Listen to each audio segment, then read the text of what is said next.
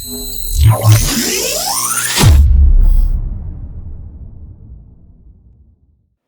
guys, it's Ethan from Zimmer Labs, and this is 89 Sabers OWK 2, I think it is, by 89 Sabers, that I just finished building for Cameron. Cameron sent this to me to do a budget build for him. This is a Revenge of the Sith style Obi-Wan Kenobi-esque hilt. Looks a lot like the Roman Props Inception Elite, with chrome on the bottom, chrome in the pseudo clamp area, and then polished aluminum up top, with a brass neck and a painted neck area. It's not quite as well done as the Roman props, but it's probably half the price, so you get, you get certainly for what this hilt costs, it's a nice hilt, definitely. It's well done. The tolerances are all really nice. The chrome plating is all really nice. Just the overall build quality is really well done. The only thing I personally don't love about this is the painted section of the neck here. If you've got this done in brass, you might as well just do the whole thing in brass. But that's just me. Something that I think is really nice about this, though, is the clamp card that comes with it is actually a nice piece of brass, not just some sort of electroplated or painted piece of plastic or anything else. I mean, this is definitely a nicely done, nicely machined and laser etched brass clamp card, which is just, it's a little touch, but it's something that you don't see often with this lightsaber specifically. A lot of attention paid here, so that's a nice little touch. The way this guy works is the buttons are located inside this, one on the top, one on the bottom, as you can hear. Really good action on these buttons.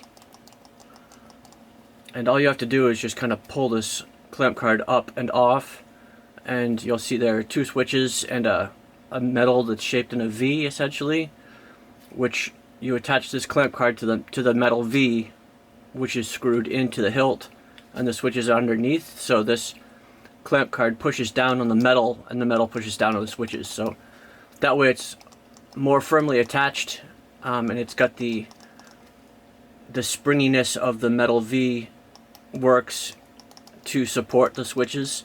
So the plungers and the switches are not the only thing that's giving it the action that it has. So it's a design that'll last a long time, that works really well, is well thought out, and is really easy to build.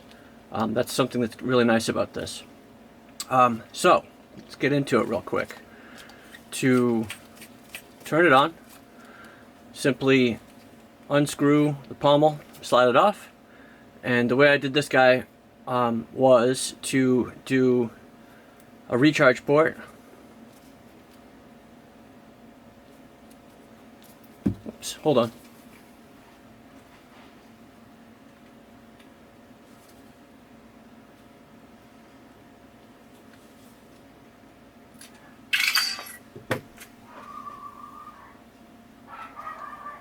So I just finished making this little kill key and gluing it on, so it kind of got stuck in there. At any rate, it's a standard kill key with a cutout for a switch. So that means you can simply twist to activate, and then when you want to turn it off, you just twist again, and now it's off. So we got her activated. 28mm JBL speaker on here, which has got really terrific sound. Proffieboard in white with the USB and SD card access right here, so super easy to access. Goth 3D Paladin chassis with a little bit of additional metal elements in there just to kind of up the looks a tiny bit. And then the whole thing is released by loosening these screws. These little details on the side are actually functional pieces of the design. Even this little tiny fake copper greeble, if you can get it to unscrew, you can unscrew it and slide this puppy up, and then you have, the full chassis available. I did do connectors between the board and the buttons and between the board and the blade connectors. So you could actually remove the entire chassis by unplugging those two connectors and sliding it out. But I'm not going to do that just because it's kind of a pain in the neck to reconnect everything and put it all back together. And there really isn't any point in disconnecting the chassis because there's nothing going on up here that's really worth showing off. It's just a very, very simple black plastic chassis. One thing that's good about it is, though, because it's so simple and there's so little going on up there, you can use all the space that would otherwise be taken up by other things to put a really big battery in. So we put a 2170 Samsung 50E, 50T, can't remember, but it's a 5,000 milliamp hour 10 amp battery, which is perfect for Neopixels. Plenty of current and tons of capacity. So you know that you're going to have plenty of battery life. You simply just re-screw the pommel back on. Now down here you have two options. One is a blanked bottom plate and one is the same but with sound venting. Just gives you the option of how you want to display it. If you want to be more screen accurate, you use the blanked bottom plate. But obviously I think having lots of sound is definitely the better idea. Like I said up top, one button on the bottom, another button. The first customization that I did with the hilt was to slightly modify the blade plug. This guy comes with this blade plug. However, when you get this blade plug, the top section here is the same width as the acrylic piece. So when you put it in, the metal takes up the entire space of the emitter, so you don't get any shine through at all. So what I did was simply unscrew the metal piece here, and then I ground this section down using my bench grinder, and then I smoothed it out with some sandpaper and then my buffer and polished it up so that the whole thing matches. And even though this is chrome plated, the chrome is well done enough that you can actually kind of feather it in and you can't tell that there's an edge on the chrome or any difference in the finish here at all, really. I mean, maybe if you look real close you might be able to see a difference, but the whole thing looks like it's supposed to be done this way. So the finish is still really nice and clean, but now you get shine through with the blade plug, which is, you know, for me, that's important. I don't want to use a blade plug that doesn't have any shine through, because then you lose out on, you know, a nice bonus effect here.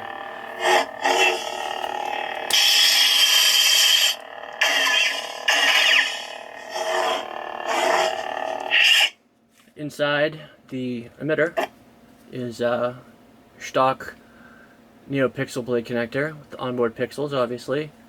Low profile, super low profile pogo pins, just to maximize the space that you have, because the emitter is not super deep. You have about an inch to work with, maybe 3/4 of an inch to work with. So if you want to get the blade as stable as possible, you want to get that mounted as low as you can with as short pogo pins as you can, and that way you'll get a decent amount of blade going into the emitter.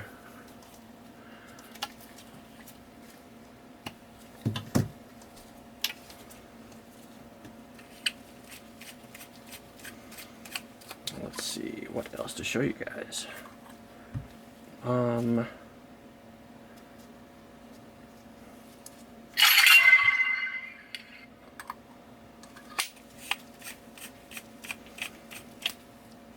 This is a pretty simple saber, so there isn't a whole lot to go through.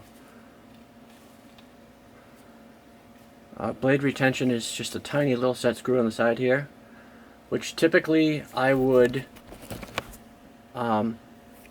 change that. I would drill and then tap and set a larger screw for the set screw. But for this guy, it's not a necessity because the emitter is really tight. So as you can see here, I did a 7/8 inch Neopixel blade with a 1-inch adapter, but the adapter had to be sanded down in order for it to fit in here, because it's just, as you can see, it's a tight fit. But that's good, because that means the blade retention screw doesn't have to do much. So the tiny screw is actually sufficient for this, because there's no wiggle going on anyways. And the retention screw isn't even attached. It's not even tightened down, and as you can see, this blade is going nowhere. So that's one thing that's nice. Now I'll go ahead and just quickly tighten this up. A half a turn.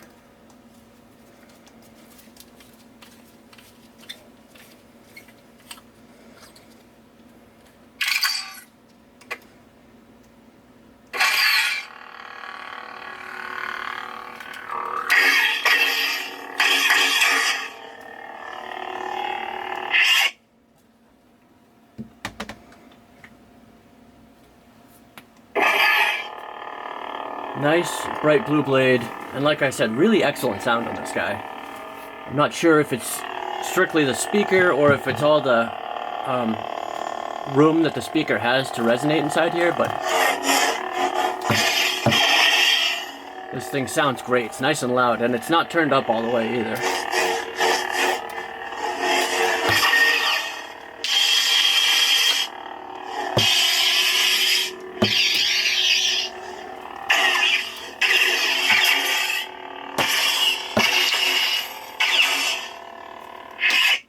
Sensitivity is a little too high.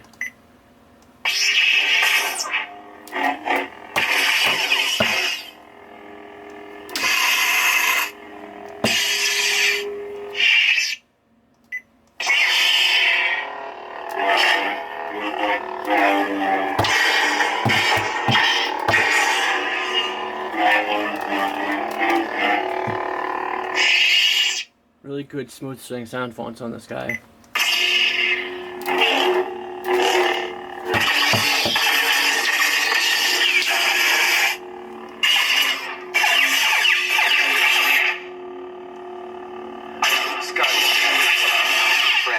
Solo.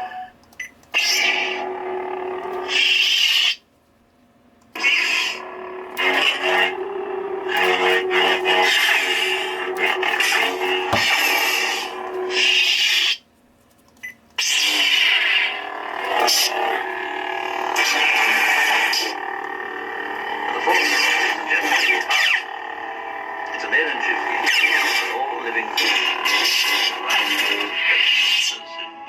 The galaxy together. Thank you, Alec. Yeah, so I definitely have to change the sensitivity, but otherwise...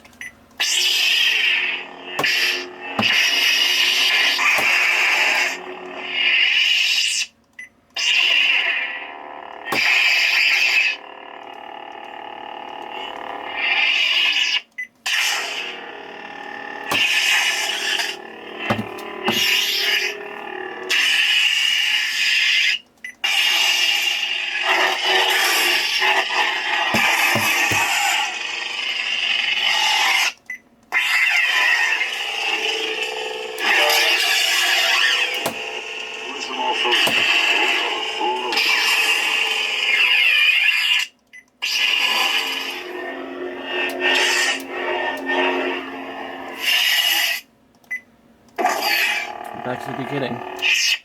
So, that is about it for this guy. Cameron, let me know what you think.